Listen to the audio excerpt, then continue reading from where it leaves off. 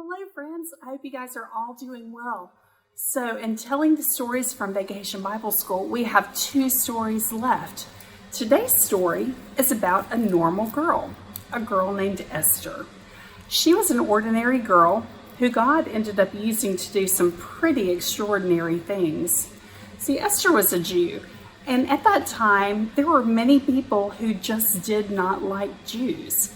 But Esther found herself in a position in which she could make a really big difference for her people. So to tell the story, let's watch our puppet show from Session 4 of VBS to hear the story of Esther. Hello again, all you kids out there. Today's story is about how God empowers us to do incredible things. That even when times are tough, when we stay true to ourselves and to God, we really do have the power to do amazing things. I'd like you to meet Esther. Hello, everyone. I'm Esther, and I'm a Jew. I was raised by my cousin Mordecai. Hiya, kids. I'm Esther's cousin Mordecai, and I'm also a Jew. Now, kids, it's important to know that some people at this time did not like Jews. So when beautiful Esther was chosen to marry the king... Hello, kids. I'm the king. And Esther, I choose you to be my queen.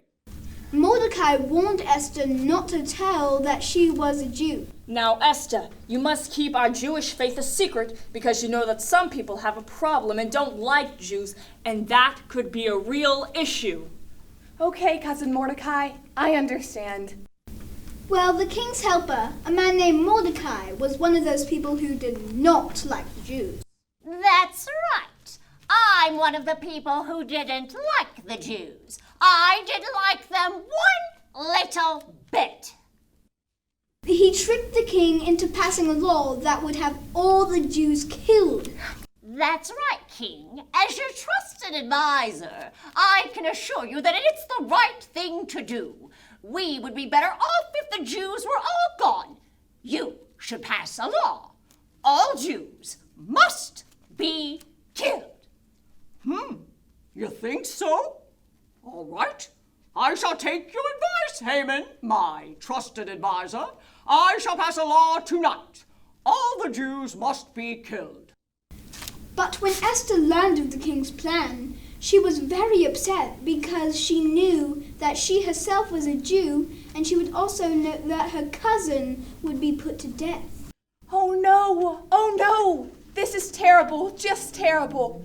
The king doesn't know that I myself am a Jew, and if he passes a law, people like me will die, including my cousin Mordecai. Esther prayed and prayed about what to do. She told her cousin to have all the Jewish people pray too. Mordecai, I am so upset about this law that the king is going to announce. Please, you pray about it and tell all the other Jews to pray too. And finally, her faith in God led her to an answer. That night at the king's banquet, just as she was about to announce the new law... Go ahead, King.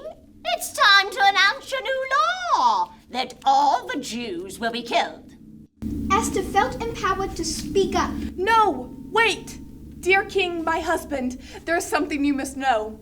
King, do not pass this law. Haman is just being mean and selfish. Please don't have the Jews put to death, for I myself am a Jew. You are? My goodness, I had no idea, my dear. Why, shame on you, Haman. This would be a terrible law. You must go for advising me so badly. Out you go. And instead, the king proposed a new law. Instead, I propose a new law to keep the Jews safe. Hip hip hooray! Hip hip hooray! You were very brave to speak up, Esther. I'm so proud of you, and so are all the Jewish people. Indeed, cousin Mordecai, my faith in God gave me the strength and power to do the right thing. Amen. So again, Esther was an ordinary girl who happened to catch the eye of the king and found herself in a new role as a queen. When she learned of Haman's plan, his evil plan to kill the Jews, She wanted to help, but she didn't exactly know how, and Esther was terribly scared. She didn't want her people to be killed, and she didn't want to find herself in trouble either. You know, even though she was a queen, she couldn't just go talk to the king without his permission. So she prayed to God, and she asked the Jewish people to pray for her and for what she was going to do to try to help them. The prayers of the Jewish people, plus Esther's own prayer, helped her find the courage to ask to speak with the king, and then to have the courage to be able to say what she needed to say to him to make a difference. You know, what she did was far from easy, and the risks were great, but she did what was right. She did what God wanted her to do, and he helped her carry it out. Because she truly cared for her people, and because she listens to God, Esther's actions made an extraordinary difference. You know, the Bible tells us that Esther's cousin Mordecai said something to her that was very important. Mordecai said to Esther, "Perhaps you were born for such a time as this." You know, that's a pretty packed and important phrase. The story of Esther shows us that even people that seem rather ordinary are people that God can use to do incredible things at just the right time. And you know what? That goes for us as well. You know, we still find ourselves in a very strange time where everything just seems different than normal. So this week, I challenge you to think of ways that perhaps you were born for such a time as this.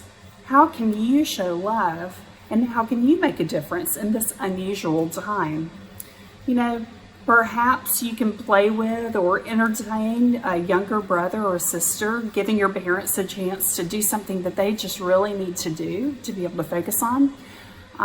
Perhaps you can mail or write and mail a letter to a friend that you haven't seen in a while to just let them know how special they are to you. Maybe you can FaceTime one of your grandparents and ask them how they're doing. Show some interest in them and in their lives. Maybe you can drop off some flowers or a picture that you've drawn at a neighbor's doorstep and just leave something that will really brighten their day. Maybe you can come up with some new ideas that your family can do together to have some fun at this different time.